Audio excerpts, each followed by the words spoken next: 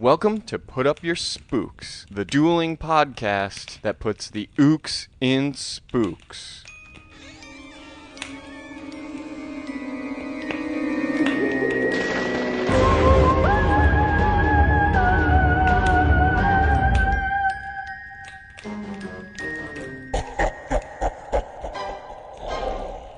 This week's theme: Hollywood monsters. Hey Jeff. Hey Ryan. How's your spooks? Pretty good. We were going to watch a different episode today. You had suggested The Tale of the Dangerous Soup. Good episode. We were going to compare that with something, and I thought I'd found a really good Tales from the Dark Side. And man, for the life of me, I could not find a video of Tales from the Dark Side anywhere. It's like been completely scrubbed from the internet. Sorry, Dark Side fans. So we actually couldn't do the matchup that we wanted tonight, but I still had like a tab open with Tale of the Dangerous Soup. So when I sat down to start watching the episodes, I started watching the Tale of the Dangerous Soup. Oops. And I was like riveted. Yeah. I was so into it. It took me a long time, and I was like, wait a minute. This isn't what we're supposed to be watching. I'm telling you, we got to get on that episode somehow, some way. Yeah, it's a Vink episode, but rest assured, good listener, tonight is also a Vink episode. Oh, yeah. The I had a real hankering for some Vinkerin. You want to start us off with... All right. My B-side this evening, Are You Afraid of the Dark? The Tale of Midnight Madness. So right off the bat, we've got Midnight Society. Kiki and one of the other characters are about to go to this crazy midnight horror marathon at the local Cineplex, and Frank comes in and says, I'll never go to the midnight horror marathon again. Too spooky. You don't know what's real and what's fake. And then he tells his story, Tale of the Midnight Madness. So, two characters, Pete and Katie, work at the Rialto, which is like a rundown old movie palace that has seen better days but still has its old Hollywood charm. So when I watch TV, you know, we live in LA, and this habit just kind of seeps into your viewing habits, which is when you see a location, you try to place it somewhere in LA. Right. Because so often that's the case. Forgetting that this is Toronto. And outside the Rialto, they showed this like classical theater, and I was like, oh, is that the one in Westwood, or is that in Hollywood? Where is that? And like I had myself fairly convinced I knew where it was, and the next scene it was snowing, and I was like, oh wait, this is all in Canada. Yeah. So the theater has really seen better days. There's one old lady watching this old black and white movie that they're showing, clapping sarcastically as the credits roll. Was that sarcastic clapping? It was certainly a slow clap. It was a slow clap, but she also was very frail and old. She's also a sourpuss. She's like, you guys gotta do better. My time's valuable. Sourpuss if you're lucky. So she leaves. They recycle her popcorn container because that's how bad it is. The manager comes out and he's like, hey, $6? That's all we got? Oh, what am I gonna do? They're gonna shut us down. Hey. Make jokes. And he leaves. Then Pete awkwardly is like, hey, so Katie, shucks. You might maybe want to go out with me? And she's like, nah. And then she goes home. And so Pete loves this theater. He does not want to see it shut down. So he goes out and starts petitioning people. He goes to City Hall, tries to get landmark status. Can't do it. I guess nobody gives a shit about the Rialto except for Pete. They're at work again the next day. Nobody's in there. They're recycling popcorn containers. I feel like it was okay that they were recycling the popcorn and drink containers because it was the same It was the same old lady. She was just getting her same container every time. And not to read too much into it, but I kind of feel like she was racist. You think she didn't like Pete because he was a black man? Well, she was pretty ding, rude. Ding, ding, ding. Interracial relationship counter. 1. God bless you. Are You Afraid of the Dark? Well, 1 for this episode, but, pretty high for Are You Afraid of the Dark? Yes. Yeah, I mean, screw that old racist dingbat. Yeah, what a weird beret-wearing freak show. Let her eat her dirty old popcorn. I feel like she was the only other one who actually believed in the Rialto, though. Maybe she was just that bored, but she showed up every goddamn day, no matter what they were playing. I feel like she was a pensioner who had no family and no friends. Yeah. She was a sourpuss. We digress. So they're at work, and nobody's there, and they're closing down for the day. The doors are locked, and suddenly there's a knocking on the door. And they're like, yo, we're closed. Go away. I'm trying to, get some booty over here. trying to work my mojo. The door starts to rattle. Ugh. So they go over to check the door. Hey, we're closed. And the lock starts unlocking all by itself. Then the doors open, and with a flourish, who should appear but Dr. Vink? And he says, Joe, I've got something for you, you little crazy bastards.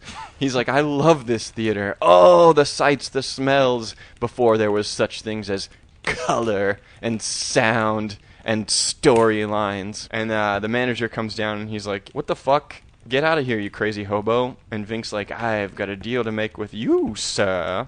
He says, I have a film here, and if you show my film one night a week, I guarantee you'll start doing better business. And if it doesn't, I'll go away. And if it does, you got to give me one night a week to show my other films. And the manager's like, hey, what do you think this is? Some kind of charity or whatever? A jamook. Hey, get out of here. Take a walk. Get out of here. What are you doing? You know, and, that classic Canadian accent. Yeah. And then he kind of goes into like a trance, and he's like, yeah, hey, you got a deal.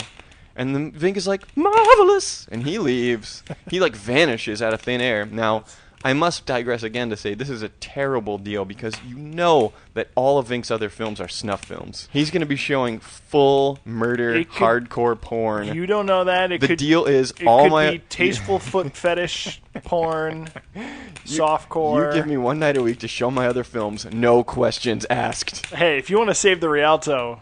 You got to make some bold moves. That's true. So then he vanishes, and you know that old lady would be into it. Yeah, old manager comes out of his trance, and he's like, "Hey, what happened? I feel so weird." And they're like, "Are you gonna go along with this deal?" And he's like, "Fuck no! Put that film in a closet." So they put it in the projection booth, tucked out of sight. A couple of weeks later, they're still playing their same old crappy films. Nobody's going, and the manager comes down a little bit downtrodden, and he says, "Hey, Pete, Katie, I got to tell you something. They're shutting us down." They're like, "No, we love the Rialto." And just then, he loves the Rialto. I love the Rialto. And Katie's like, "I'm going to go get a job at the Cineplex." And he's like, "Oh, my heart." Just at that moment, Dr. Vink's film, tucked away in a corner, starts glowing. And it kills the film that's in the projector. And they're like, "Oh no, what do we do?" And Pete's like, "I've got an idea." So he spins up Dr. Vink's film, and wouldn't you know it, it gets an insane reaction because in this film, the vampire wins. I gotta say, this was kind of shades of Sweet Sweetback's Badass Song. When they made Sweet Sweetback, which was this blaxploitation film. Which was made after this episode of Are You Afraid of the Dark? Badass was made way before. But Sweet Sweetback's Badass Song was made in like the 2000s. Yes, it was about the making of Badass. In Badass, the African American protagonist survives. He gets away, and in so many of those movies, the African American protagonist kind of dies tragically at the end. And when the news got out, when audiences found out that the black guy lives, it was just huge smash sensation. And I kind of feel like the same thing happened when Nosferatu wins in this movie. That old lady was like, yes! Oh, yeah. Sourpuss was like, hey, you keep programming movies like this. Maybe I'll buy 2 tubs of popcorn or something. I don't know, I forget what she said. But she was excited. Yeah, she was loving it. So... yes to what you said, I guess. Thank you. Of course, they put the film in heavy rotation, and it's gangbusters. People are selling out the showings. It's like Rocky Horror Picture Show. Yeah, people just keep coming back. They decided to do a Saturday over. Midnight Madness show with this Nosferatu film, which, by the way, this was my first ever Nosferatu, and he's a cool Nosferatu. He's veiny, he's pale, he doesn't have fangs, he has like weird rat teeth. Maybe that's rat teeth that are a little off-center? They're off-center, but they're in the front. They're not like the canines. I don't know if Nosferatu, the original Murnau film, like has fangs or just regular teeth. He has fangs, but they're very rat-like fangs. Okay, so similar. And they're really long and weird. Real homage. Yeah, it was great in Nosferatu. Was it Murnau who did the original Nosferatu? Gonna have to look it up. Vink shows up after a couple of weeks and demands they honor his deal. Hey, it did exactly what I said it was gonna do. Now, give me my one night a week. And the manager's like, hey, I can't do that. I got A-list films in here. I can't show you a picture during the weekdays. I'll give you a rental fee for your movie. And he's like, that wasn't the goddamn deal. The manager's like, hey, end of story. You're not getting this theater. And Vink's like, oh, that's where you're wrong. The story's just beginning. He leaves again because he's a nutbag. Well, he's efficient. He drops in, Yeah. he sets the stakes, He does what he needs raises to the do. stakes, and then he pieces out. So Pete is obsessed with this movie, so he starts studying it to figure out what its power is. And during one of these private screenings, he falls asleep, and he has a dream where the Nosferatu comes out of the movie screen. He wakes up and was like, oh man, I just had the craziest dream, Katie. Anyway, do you think you maybe want to go out with me? I kind of like ya. And she's like, oh, I kind of like you too. And they're just about to kiss, and then they hear a scream, and the scream's like, hey, oh! And so they run up, they don't get their kiss, and they find the manager, like, passed out over his desk with some crazy, gross bite marks in his neck. And Katie goes, Gross! Which is a totally honest and sensible reaction. very much so. But it To a was rat still, it made me laugh when she saw his vicious, grievous neck wound, and she was like, gross! So they try to call for help, but the phone is dead. They run out, they're going to leave, go get the police or whatever, and a creepy Nosferatu shadow creeps across the wall behind them. They're almost out, but the vampire is right in front of them, and they chases them around the theater.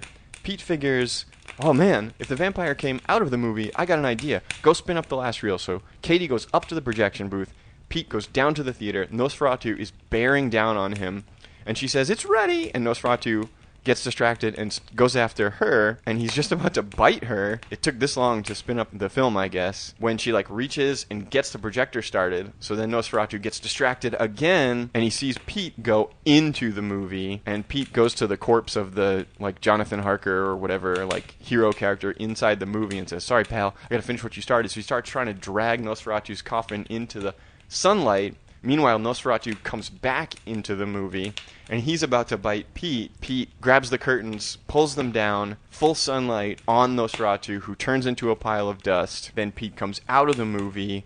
They come and hug or whatever, him and Katie. And then the manager comes out and is like, oh, hey, oh, what a weird dream. Oh, my God. And then Vink is there in the theater. Bravo! I couldn't have done it better myself, my boy.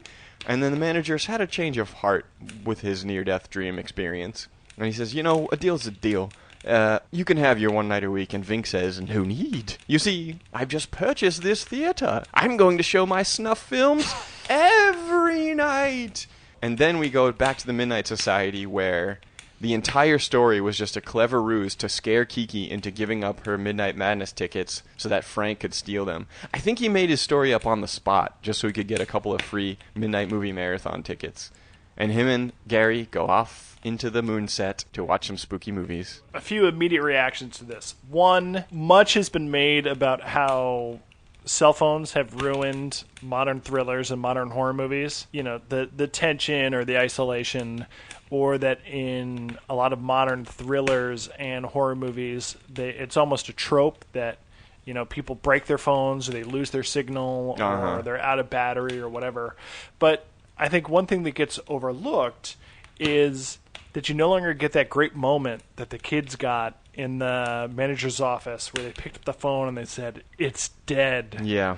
You don't really get that Panic. with cell phones. I feel like Vink was so deviously magical that he could have killed cell reception as well. Oh, no doubt. Because he's got But it magic just wouldn't have been the insights. same. Yeah. Two questions about the back half. The manager comes down after having received that grievous vampire bite. Yeah. And he's like, hey, I'm fine now. Did you think he was going to turn into a vampire? I never thought that, no. Because once you defeat the Nosferatu... You think it's Lost Boys rules. Yeah, I do think You defeat so. the master, Yeah. and then all the thralls are Yeah, saved. he hadn't made his first manager kill yet. So I was wondering about that. Secondly, was this all in Pete's dream? Oh, man. Because Vink shows up pre-dream, but he's just a weird guy. Yeah. When the really freaky supernatural Yeah. stuff started to happen, Except that... Oh, including him actually getting a date with Katie after being rejected 3 times? As soon as Nosferatu comes out, he gets a date with she- Katie. she falls and in she's love about with to him. kiss him. Yeah. That's true. But, okay, so... And let's think about Pete's psychology. He's obsessed with the film, Nosferatu. He's obsessed with the Rialto. Yeah. He wants the manager out of the picture so he can cosmically replace him as the father. There's only one problem with your theory, and that is Dr. Vink's glowing film killing the original movie before they even play it for the first time. Yeah, but what you don't understand is that with some of those old film stocks, they were very volatile. Combustible. Very combustible. So did they all die in a fire? Was that his life flashing before his eyes? It could have been a celluloid Jacob's fire? Ladder type Oh, scenario. man. Yeah. I don't think we're allowed to do Jacob's Ladder scenario because how did this We're get made? talking about films. It's We're true. talking about horror. It's true. So I'm going to say maybe. Okay, a strong maybe. When Nosferatu came out of the screen, that was dope. Yeah, again, I don't know how the hell they did that. I don't know how In they did it, 1990. but did it remind you of anything? Videodrome? Last Action Hero. Oh, never saw it. In Last Action Hero, Schwarzenegger comes out the movie. Schwarzenegger comes out of the movie, and then they start going back and forth, and towards the end, Death himself from the Seven Seals comes out of the screen. Awesome. I'm going to have to watch Last Action Hero. Do you think Last Action Hero came out before or after this episode of Are You Afraid I of the think Dark? it came out after. They both came out in June of 1993. Whoa. Isn't that wild? That's really wild. Yeah. People were getting meta on movies Yeah, it was in the in zeitgeist. 1993. I've so far enjoyed all these Vink episodes that you've exposed me to, but it occurs to me that Dr. Vink is varied in his interests. Oh, yeah. He's never technically the same Dr. Vink. When we first met him in the pilot, no less, he was both a ghost and a mad scientist. Uh-huh. Oh, yeah. And I feel like, A, that establishes that he has a multidisciplinary approach to his spooking. Sure. And I mean, B, you'd have to be those things to make this kind of magic film. yeah, it all kind of fits. I don't know when we're going to complete the Vink oeuvre. 2 more eps. When we do, I feel like we really need to try to break it down. Dr. Vink's journey, who Sure. he is, what the full scope of his powers and interests are. But I'm fascinated. Believe me, I've got many, many more that are far better than this one. To find a match for this episode, I had to break out of the Tales from the Crypt, Tales from the Dark Side ghetto, and go to a different 80s series called Monsters. Something I had never heard of. I had heard of it, it was on my radar, but I've never seen an episode of Monsters. Which may have been to your benefit. And so the episode I found as a match was called The Legacy, written by Robert Bloch.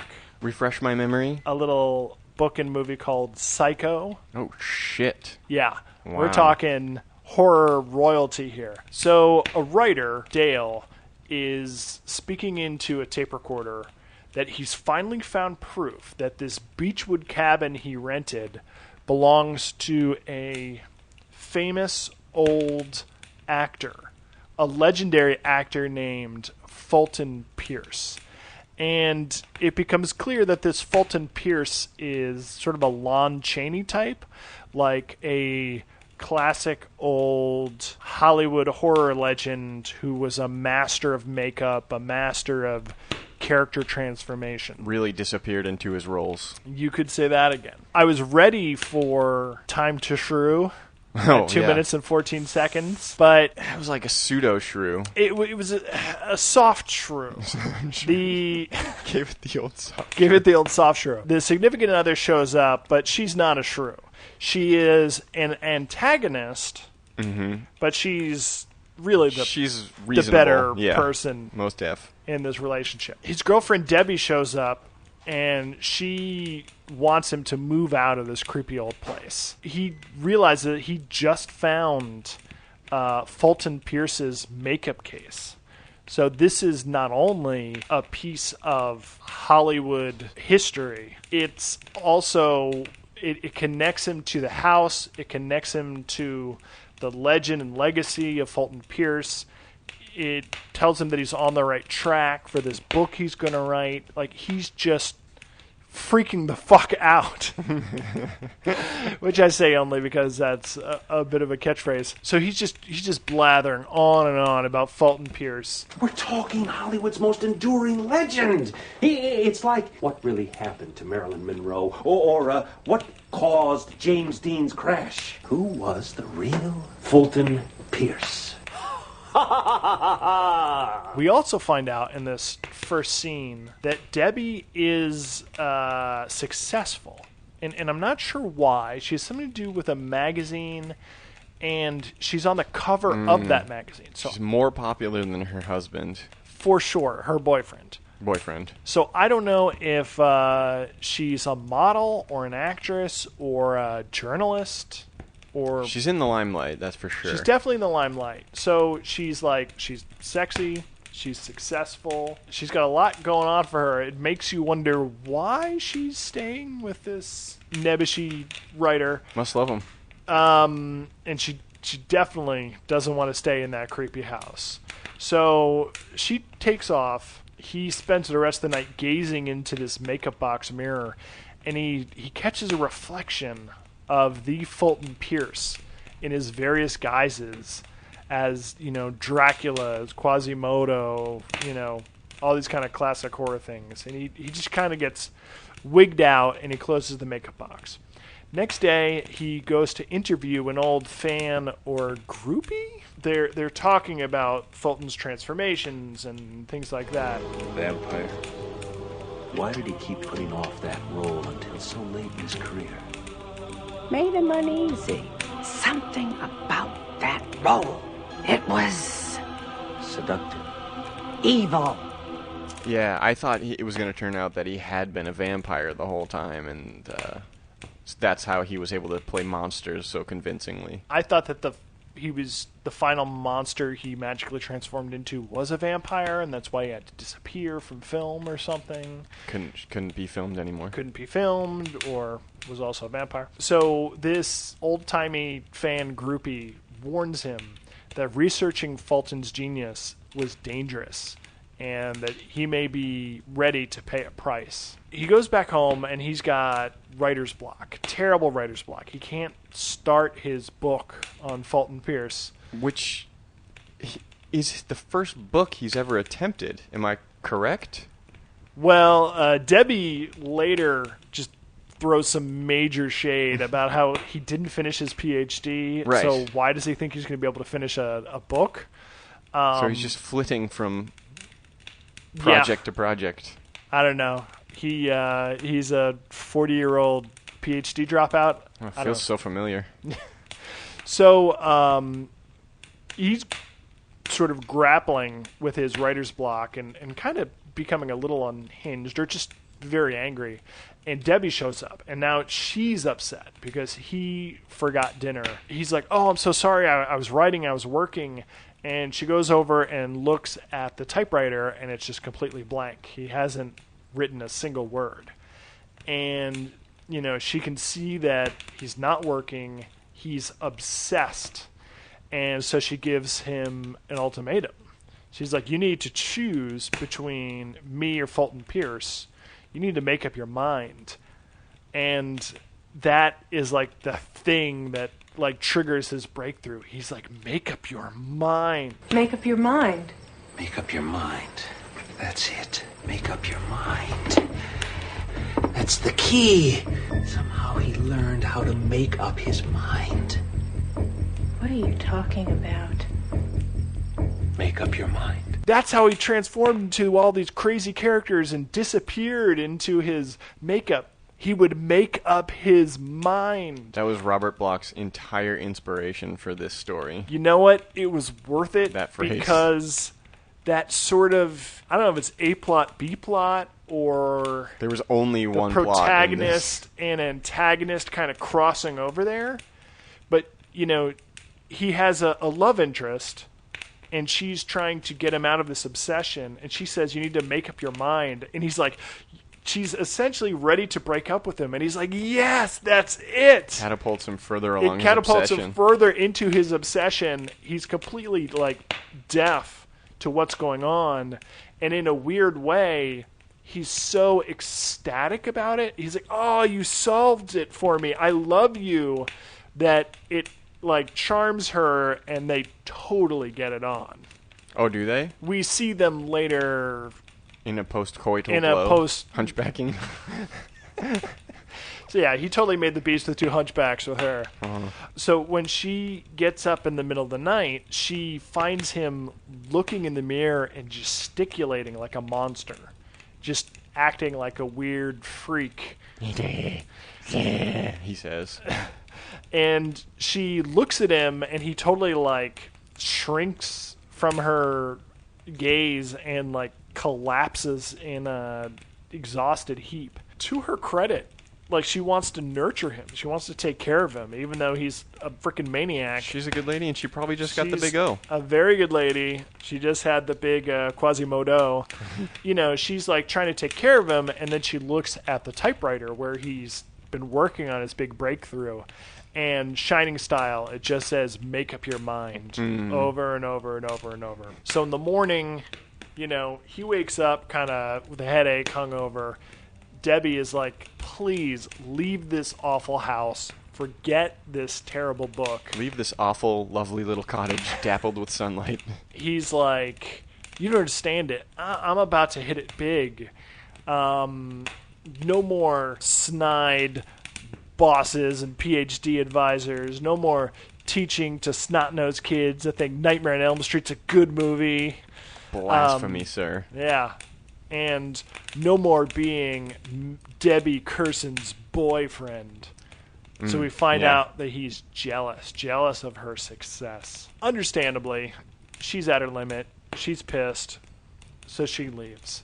That night, he goes full Quasimodo. Oh, yes. And you never want to go full Quasimodo. He's looking in the mirror. Unless it's in the bedroom. One of his eyes has like drooped down his face. He has like a horrible hunchback. And he looks in the makeup mirror, and Fulton is beckoning him And like nodding like a in creep. the mirror and nodding. And he's looking at the cover of New York Woman, which is the magazine with Debbie's picture on it. And he's kind of like looking at him, looking at Debbie, looking at him, looking at Debbie, like big choice. like let's kill Debbie. I think he wants to make Debbie his victim. Oh my. And so Dale runs over and like grabs the makeup case and lifts it up. And I think he's like struggling because he doesn't want to hurt Debbie. And then Fulton reaches his arms through the mirror and they literally start wrestling. And Dale throws the magic makeup case to the ground and cracks the mirror. And a mysterious Bad smoke move, bro. leaks out. And you're like, okay, is he free or did something else happen? So Debbie, bless her heart, has come back one more time. She hears the commotion and she breaks in only to find Fulton Pierce fully reincarnated, a monster where the love of her life once was. And Dale, or whatever his name is, nowhere to be seen. I think Sucked into the mirror, perchance. I think Dale has transformed Quasimodo style Oh, into you think so? Fulton Pierce's vampire form. Yes. I thought Fulton Pierce got swapped and like released. It could have been a mirror swap. Because he was like, ooh, ha, ha. I don't know. Because Fulton Pierce was starting to literally come out of the magic mirror, but also Dale was starting to literally transform into the monsters of Fulton Pierce. Either way, Dale is no more. Fulton Pierce is there. I'm pretty sure he's going to make a move on Debbie. And it ended with that classic old freeze frame spook sting where like they show you the scary reveal and then it just freezes Stops on that. and the credits roll And at the double credits speed. roll. As soon as I fired up the episode, I said, hell in a handbasket. I know that guy. I don't remember the actor's name, but he played Mr. Ernst in another of my beloved old Nickelodeon series, Hey Dude, which is about a city guy who buys a dude ranch and goes out there and tries to run it, but he's like a bumbling fool, like goofball. And so, I mean, this actor is forever Mr. Ernst to me. Do you think there's a continuity there where he Went to a dude ranch, tried that out. Didn't really went work to out. A, Went to try to get a A PhD. Hollywood cabin. Yeah, probably. I mean, he was just making his way west slowly. Sure. He did a good job of kind of geeking out about the classic old monsters. Yeah, and he was giving it his best. Yeah. I thought it was pretty charming. It was extremely straightforward, but I thought, for 17 minutes, I thought they did a pretty good job. Yeah. I don't know. We didn't know who the actor was that he was chasing or anything. He was It was obsessing. Fulton Pierce. He was obsessing over nothing, essentially, from our point of view. All of the looks and the roles were direct ripoffs I guess of you Lon had to. Chaney. Yeah. It was Lon You Chaney. had to bring that to it. Yeah, like what if Lon Chaney mysteriously disappeared? Right. That was the story. Fair enough. So, as we said earlier, Robert Bloch wrote Psycho. And he also One wrote, of my favorite films, unironically.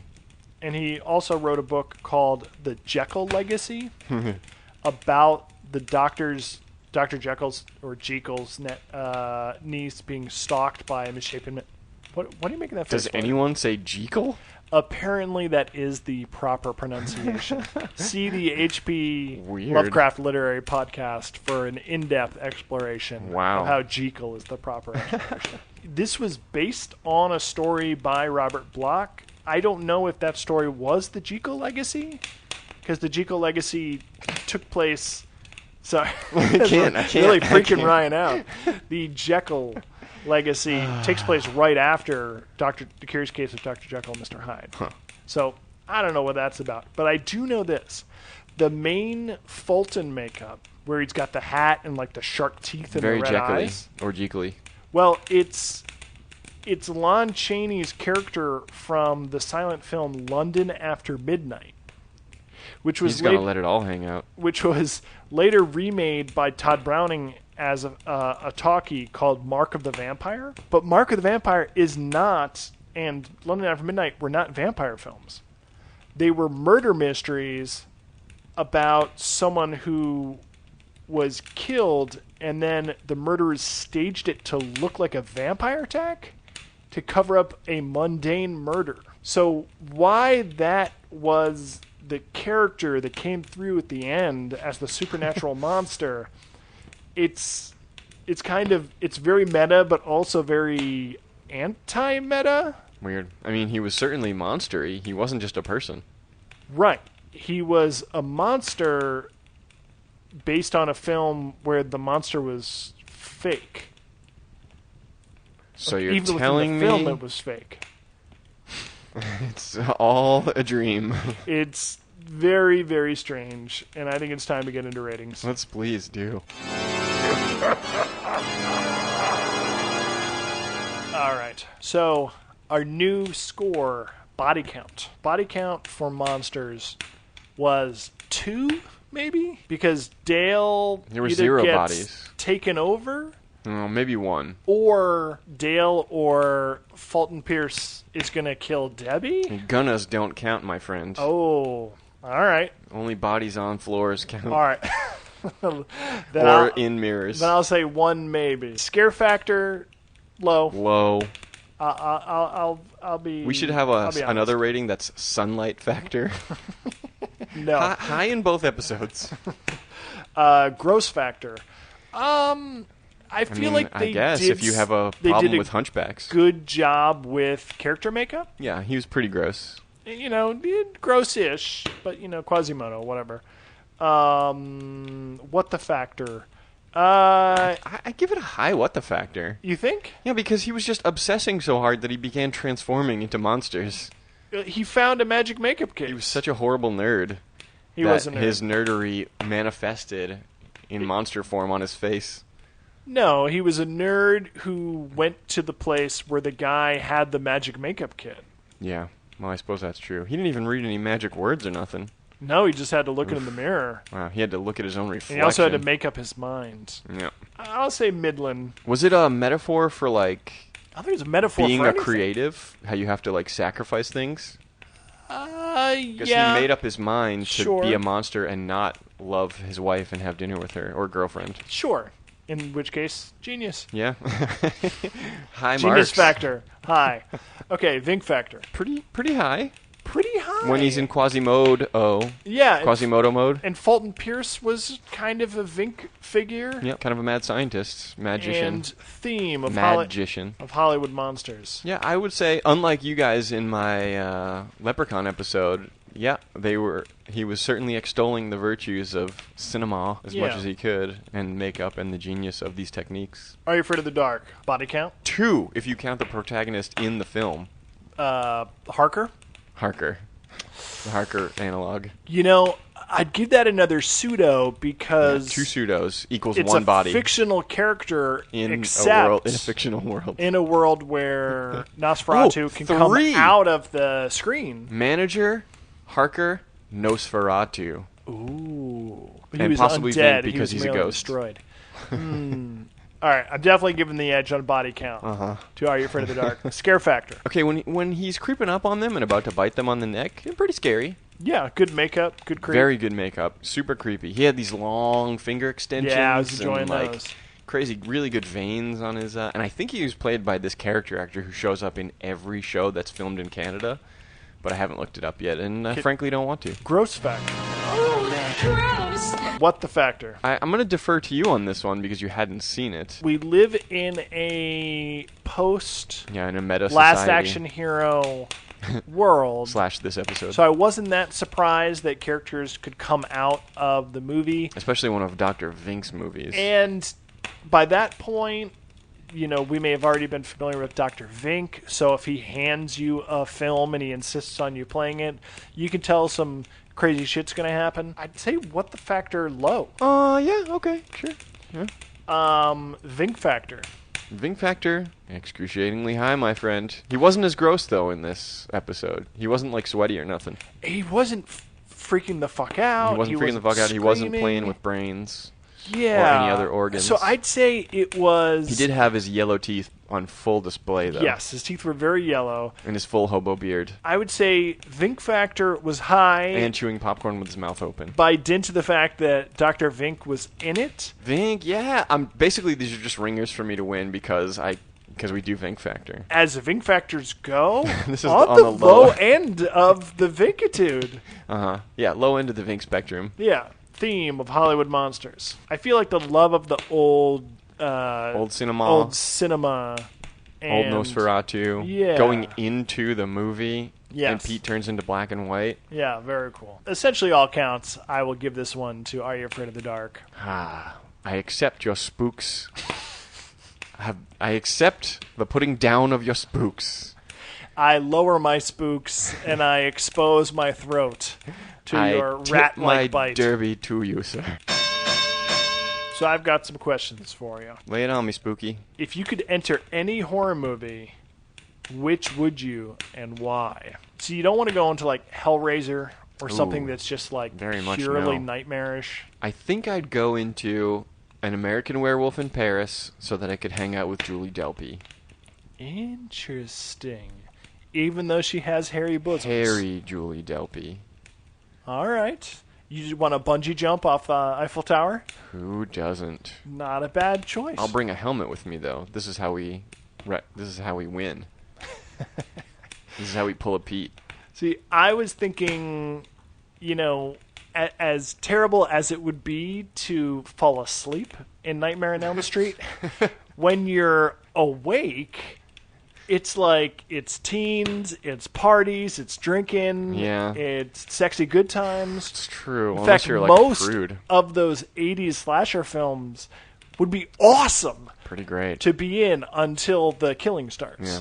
And in Nightmare on Elm Street, you can pull him out of the dream and win, except that he then comes back and gets you and pulls you into the dream. I don't know how that works, but the rules are not clear. Yeah. So you never know what you're going to get in that universe. Too concerned with trying to win in that scenario. And have you ever tried to not fall asleep? Many it's times. It's a surefire way to fall asleep. Yeah. Question number 2. If you could turn into any horror movie monster, a la Dale, with a magic makeup mirror, who would it be and why? Would you lose all control and become completely creatured, or would you still have your faculties? You would become that character. Okay. For better Shit. or ill. Probably ill. Maybe I'm gonna say creature from the Black Lagoon. Yeah? All he wanted was love, and he can breathe underwater. And I love swimming, bro. Well, that seems pretty perfect. Yep. I was thinking Candyman has some pretty sweet powers. Yeah, but he gets assassinated by bees or something. That's pretty gruesome. He didn't get assassinated by bees. Didn't he get covered in bees? Yeah, that's his And origin did he story. get burned at the stake? He was covered in honey. He had his hand hacked off. Yeah. Oof. And they put bees on him. They put bees on him, but that was the human. Yeah, but do you I'm have to talking go about through being a that monster. process to... No. Okay, that you can just have the powers without the bees Yes. and hand hacking. You don't have to go through the process. Like, let's say you want to be Freddy Krueger. You don't have to be burned and By angry to parents. molest kids. Okay, You yep, just, fair enough. Sure. Yeah, just to become a movie monster. Uh-huh. The way that Dale did. Does that count as classic Hollywood monster? No, this is not restricted to classic. Okay. This could be any horror movie monster. So if you want to revise, if you want to be the Candyman, Babadook, wow. would you be Michael Myers because it's always Halloween? Nah. You love Halloween. It's not always Halloween. You got to sit in an asylum 364 days out of the year. Oh, that's true. You gotta take long car rides. And he doesn't swim. Also true. I stick with my answer. All right, and I stick with my answer. Candyman. Candyman only has. Don't say it a third time, Oh, dude. shit. Be my victim. Oh my god! Run for your life!